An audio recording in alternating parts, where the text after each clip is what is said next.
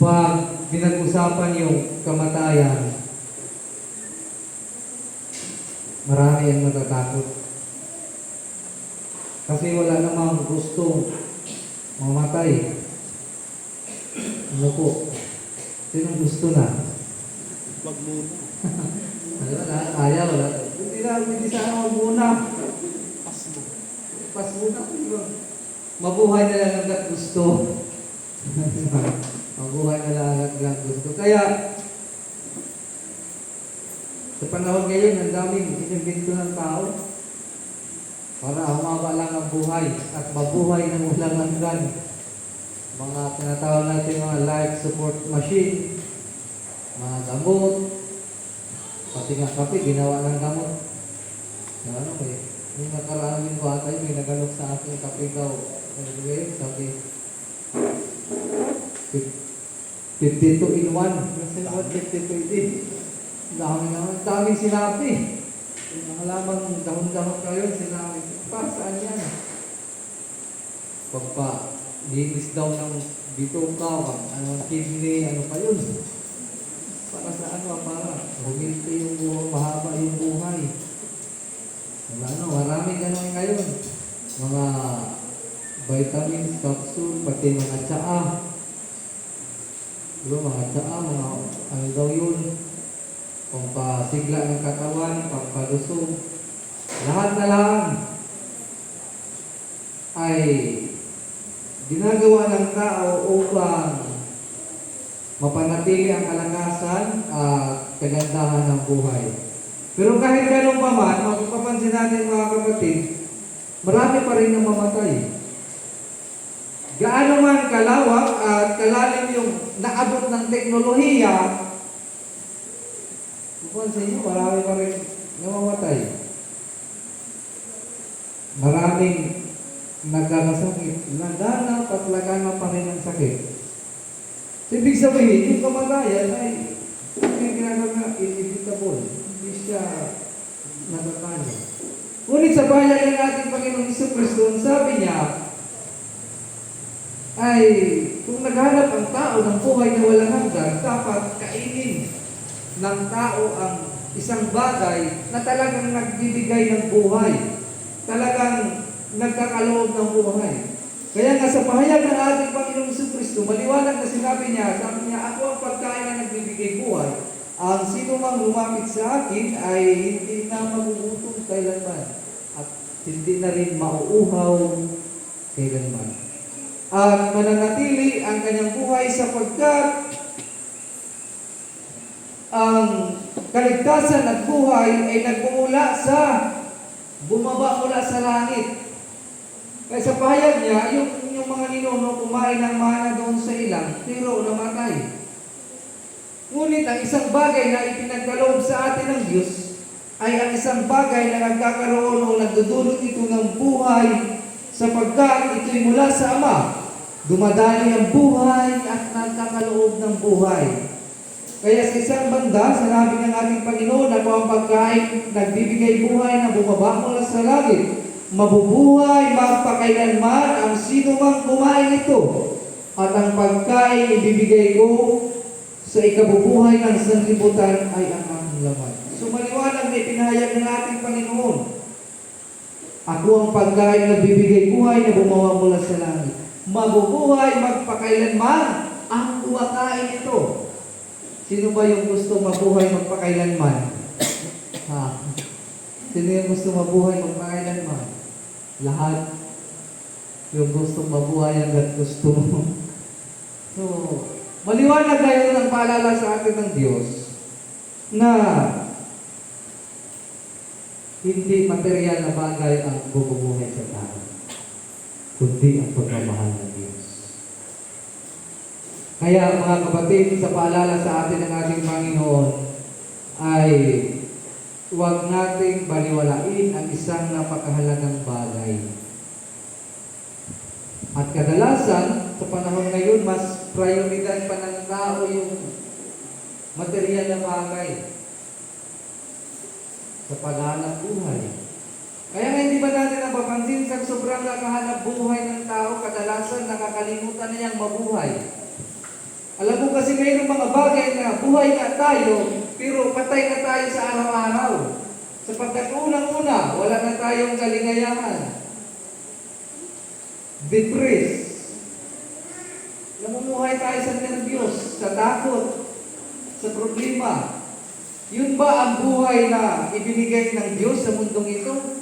Hindi. Sapagkat ang buhay na sinasabi ng Diyos, ito yung buhay na may kaginawaan, buhay na kasiyasiya, buhay na may kagalakan, buhay na may kalakasan, buhay na kayang harapin ang kahit anumang pagsubok. Mga kapatid, hindi nawawala ang problema sa buhay ng tao. Sapagkat ang tao ay hindi perpektong nilikha ng Diyos. Dahil sa tayo hindi perpekto, magkakaroon ng problema yan. Kaya nga, kung kahit anumang gawin natin, hindi nawawala yung problema. Pero ang sabi ng Diyos, kailangan nating mabuhay ayon sa kanyang kaloob na buhay. Ito yung buhay na kasiyasiya, na kahit man may problema, masaya pa rin. Kahit man may problema, maginawa pa rin ang buhay. Kahit man walang pera, okay pa rin. Sino bang nasama yung pakiramdam pag walang pera? Lahat. Yung isang buhay na sa lahat sa maraming bagay, pero nabubuhay ng masaayos. Walang iniisip na maraming bagay. Sapagkat hindi nag-alala sa anumang mga bagay sa paligid. Kaya nga mga kapatid, sa ating pagpupursigi, halos dublihin na yung trabaho sa araw-araw para mabuhay lang na masaya. Bakit hindi pa rin?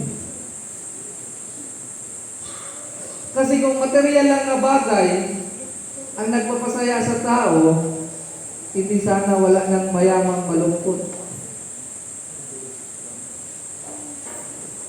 May mayaman bang malungkot? So hindi sana wala ng, kung ang kayamanan pa ang nagbibigay buhay, hindi sana wala ng mayamang na mawatay. Ano? Kaya sa paalala sa atin ng Diyos, mamuhay tayo ayon sa buhay na kanyang itinakda sa sanlibutan ito. Yung buhay na may kagalakan, yung buhay na masaya, na kahit anumang estado mayroon ka, ikaw ay nabubuhay sa pamamagitan ng masayang buhay. Your life is driven by happiness. At makakamtan lamang ito, ang sabi ng ating Panginoon, makakamtan lamang ito ang lubos na kagalakan at tunay na kahulugan ng buhay ay kung tayo'y makikibahagi doon sa buhay na ipagkakaloob ng Panginoon. Kaya nga maliwanag sa inihayag sa atin ng Panginoong Jesucristo, mabubuhay magpakailanman ang sino mang kumain nito at pagkain ibinigay ko sa ikabubuhay ng sanlibutan ay ang aking laman. Ano ba yung ibig sabihin ng ating Panginoong Jesucristo? Kailangan mo magsimba at makibahagi sa banal na komunyon para ikaw ay maging bahagi ng kapangyarihan ng Diyos para mabuhay ka ng may pagpapala mula sa Panginoon. Amen. Amen. Kaya huwag natin paliwalain ang banal na misa na ipag-unahin yung mga trabaho sa kanalaan ng misa pag may time. Kasi ano yung gagawin mo? Ano ba ang magagawa ng tao kung hindi siya pagpalain ng Diyos? Ano ba ang magagawa ng tao kung babawiin niya yung buhay? At kailan ba tayo makikibahagi sa banal na Eukaristiyang dulot ng Diyos? Gayong punong-puno na tayo ng karamdaman. Kailan ba tayo makikibahagi sa panambahan sa Panginoon gayong kahit yung ating panalangin ay hindi na nadidinig ng Diyos dahil sa ating pagiging makasalanan. Kaya nga ang sabi ng ating pangalawang pagbasa, mamuhay tayo ng walang karumihan sa ating sarili. Ang magnanakaw ay mabuhay na ng matuwid upang makatulong sa nangangailangan. Kapag kayo nagagalit, pagsikapan ninyong huwag magkasala. At higit sa lahat, huwag kayong magsalita ng nakakasakit ng damdamin. Sapagkat pinadala si Kristo upang magdulot ng kaligtasan. So, ibig sabihin mga kapatid, bigyan nating pansin ang isang bagay na binigay ng Diyos sa atin. Lahat naman tayo ay gustong mabuhay. Pero tandaan natin na ang buhay ay dumadaloy ayon sa kapangyarihan ng Diyos. Kaya mga kapatid, walang ibang magkakaloob sa atin ng buhay kundi ang Panginoon. Kaya nga patuloy tayong tinatawagan ni Kristo at pinapalalahanan na ang tanging kanyang katawan lamang ang makapagbibigay ng buhay. Tanging ang kanyang dugo lamang ang makapagbibigay ng buhay para sa ating lahat.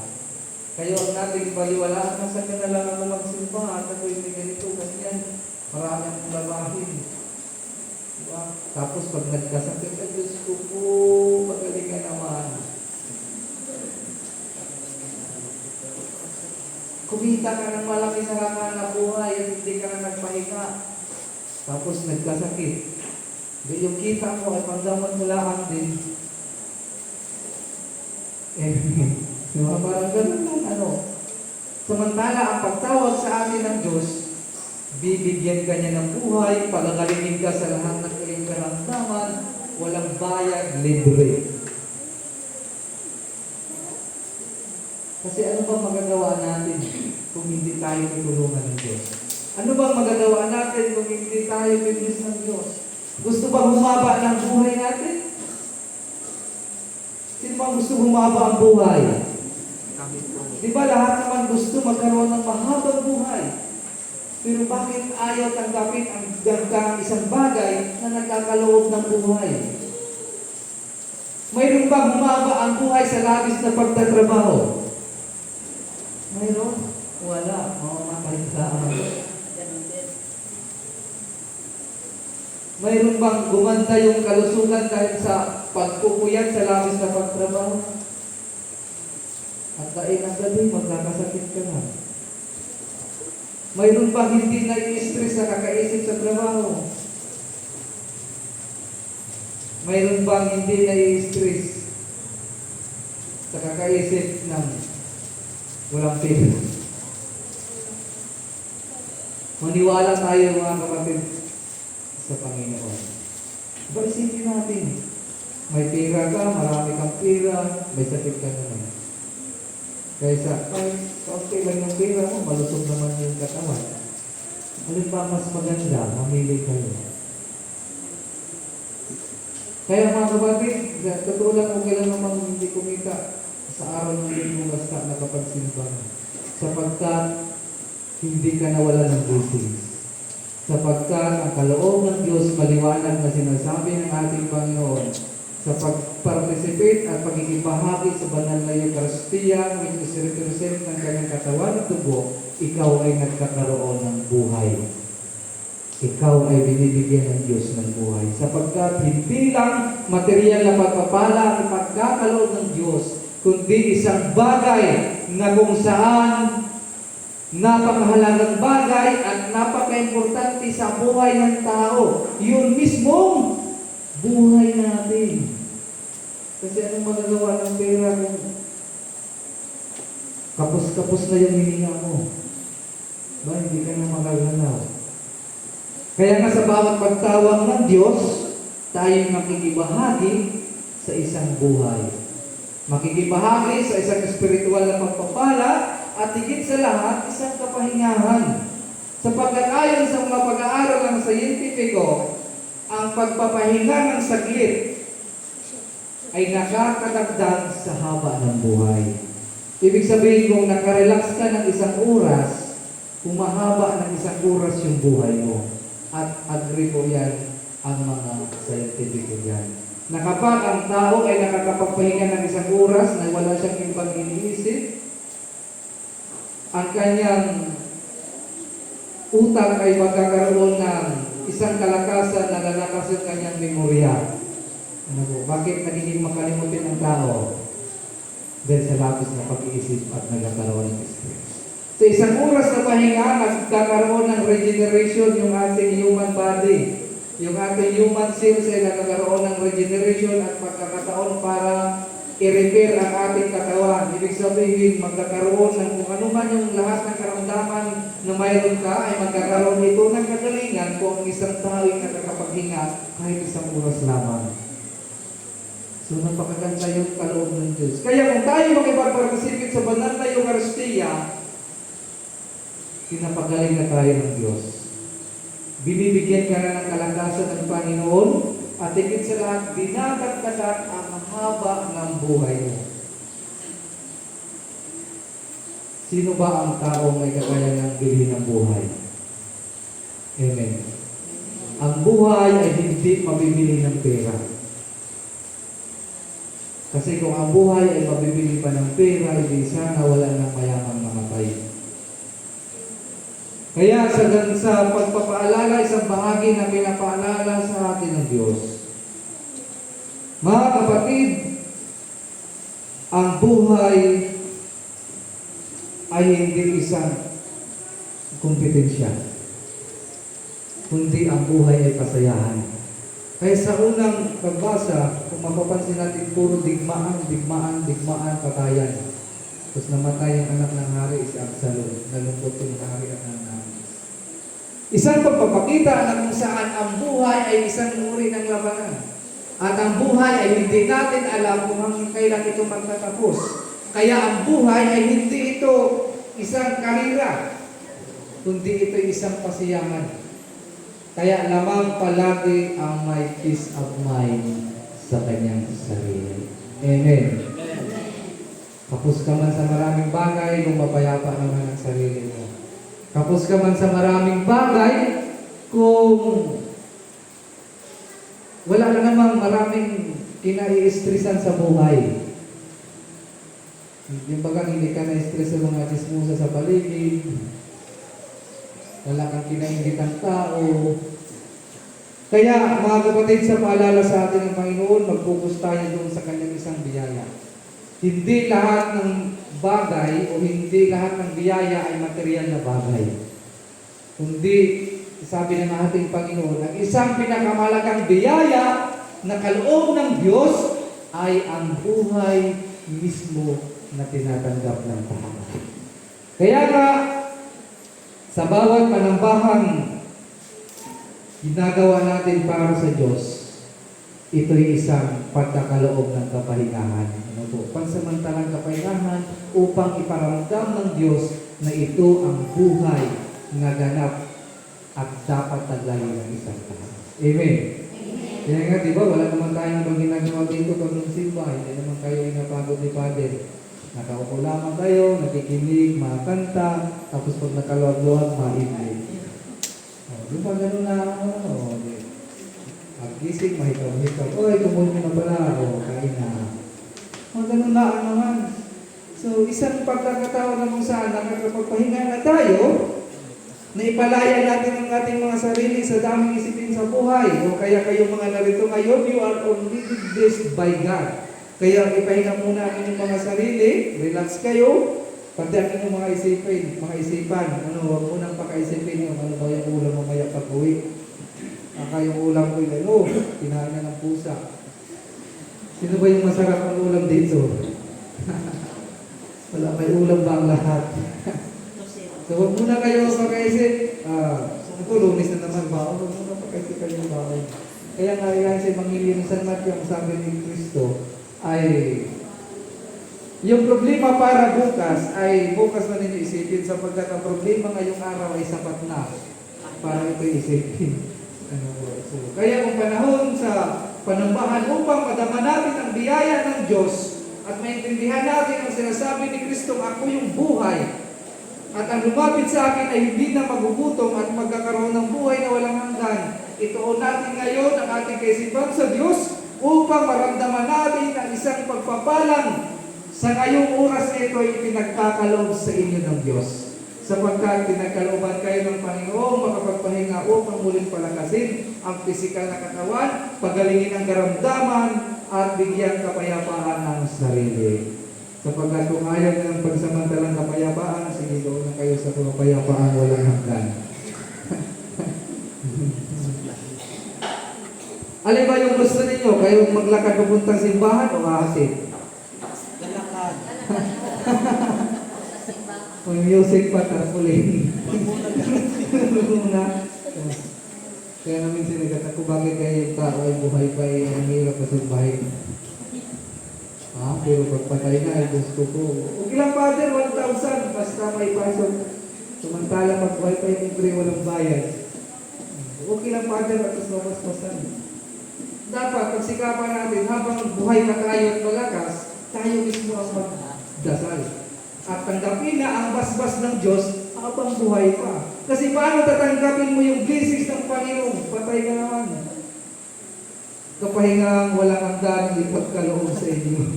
O, alin ang mas maganda, pangsamantalang kapahingahan upang kayo magkaroon ng kalakasan sa buhay. Ano gusto mo?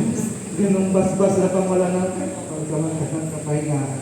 Kaya mga kapatid, pagsikapan natin na habang buhay pa tayo ay palakasin tayo ng Diyos. Sapagkat kahit gaano kalaki at kadami yung problema sa buhay, kung ang tingin mo naman sa iyong sarili ay mas malakas ka sa problema, mas malaki ka sa problema, at mas matatag ka sa problema, kahit may problema ka, bakit ka mag-alala? Kung ang problema ay kayang-kaya mo naman isoresolbahin sa tulong ng Diyos. Problema ba ang problemang may solusyon?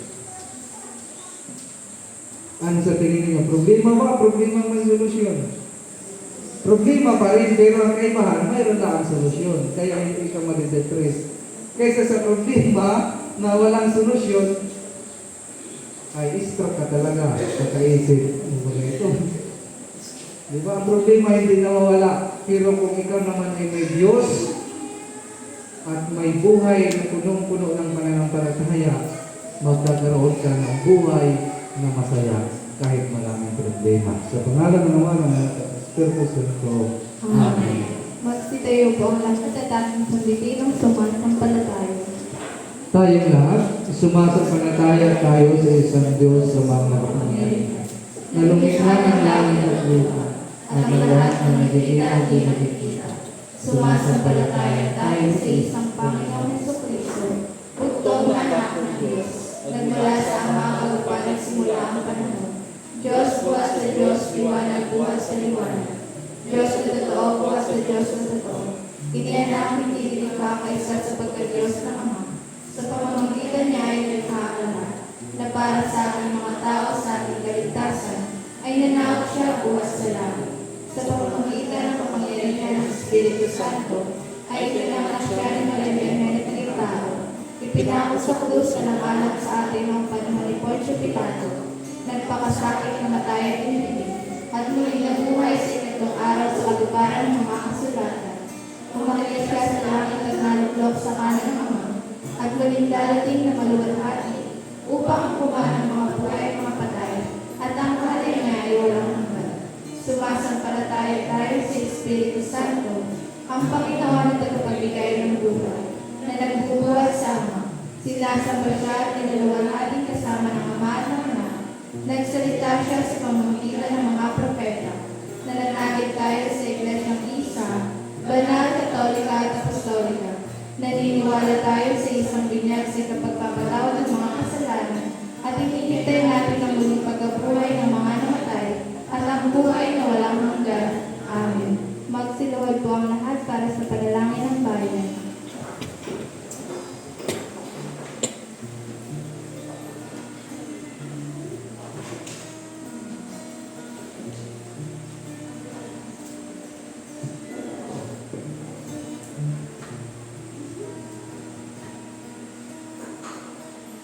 Manalangin tayo para sa buong Iglesia ni Jesucristo at para sa lahat ng tao ayon sa kanilang pangangailangan.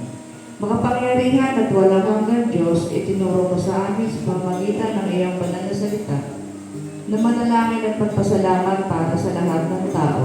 Isinasamo namin sa iyo na tanggapin ang aming mga panalangin na iniaalay namin sa iyong makadiyos na kamahalan. Manalangin tayo. Panginoon, pakinggan mo ang aming panalangin. Itinadalangin namin ang iyong banal at pangkalahatang Iglesia. Puspusin mo ito ng katotohanan, katuwiran at kapayapaan at ipagkaloob mo sa lahat ng sumasampalataya sa iyong banal na pangalan, na magkasundo sa katotohanan ng iyong banal na salita, at sama-samang mamuhay sa pagkakaisa at pag-ibigan, manalangin tayo. Bigyan mo ng biyaya ang makalangit ang lahat ng obispo, pare, diakono at mga seminarista.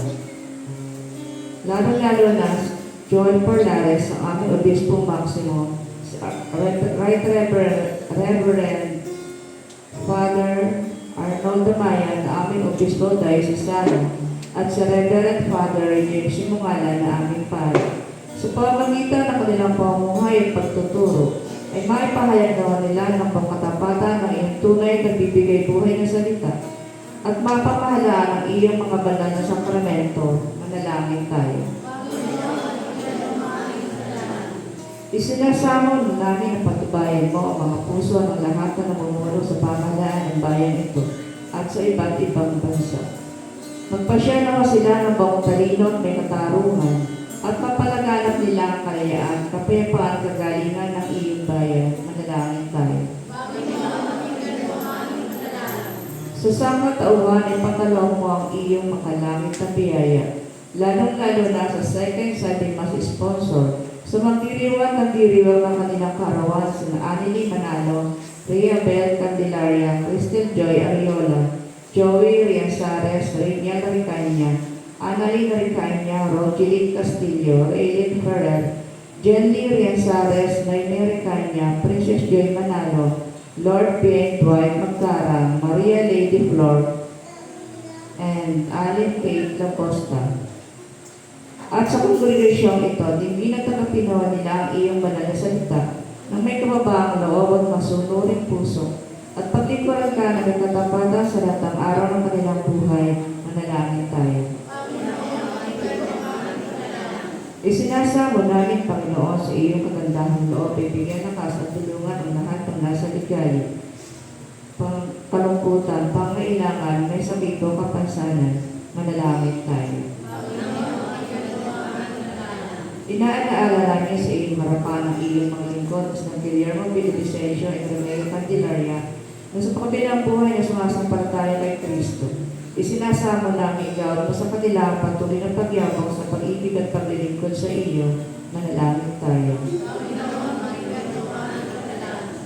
Pinupuri rin namin ang iyong banal na pangalan para sa lahat ng iyong mga santo.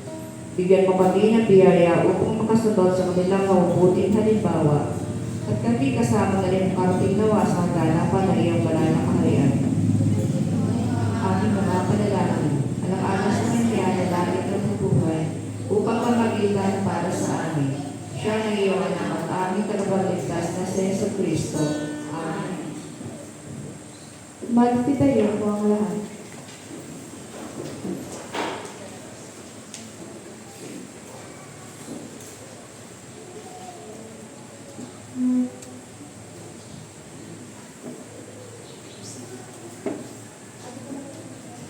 Mga kapatid, dahil katawan ni Kristo sa pamagitan ng isang Espiritu, tayo kagabi ng isang katawan ng dayagan niya. Panatilihin natin ang pagkakaisa na dulot ng Espiritu sa bigkis ng kapayapaan. Ang kapayapaan ng Panginoon ay langinawang sumainyo. At sumayin rin. Magbatian tayo ng kapayapaan sa isa't isa. Peace with you.